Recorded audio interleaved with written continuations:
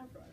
In the U.S. today, over 1/3 of the children's population is either obese or overweight. You and I are most likely to look at a screen between 4 to 8 hours today. Minnesota childhood obesity is a problem in the U.S. today. The Minnesota Department of Education should have kids exercise in school each day.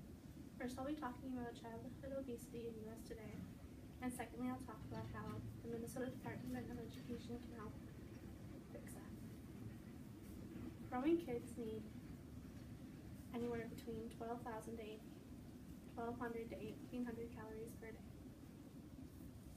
According to an article on Fun Facts, children who are overweight tend to eat 700 more calories per day. The number one reason children are overweight is because of high-calorie junk food. Americans tend to be even busier now than ever, which causes us to eat more junk food, which isn't always healthier. There are also a bunch of hidden sugars in food that most people don't know about. According to Curbing Weight Problems and Obesity in Children, portion sizes are bigger than they have ever been in the U.S. today,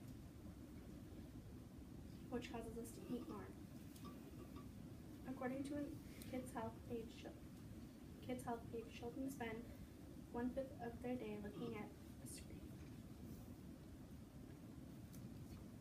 We spend about 1/3 of our day at school looking at screens for 4 hours while we're at school. Children are mostly influenced by their parents and older people around them.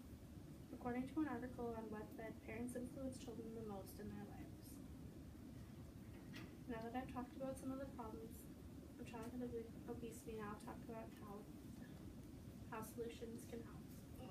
According to the health students page, students are not required every day to exercise in school.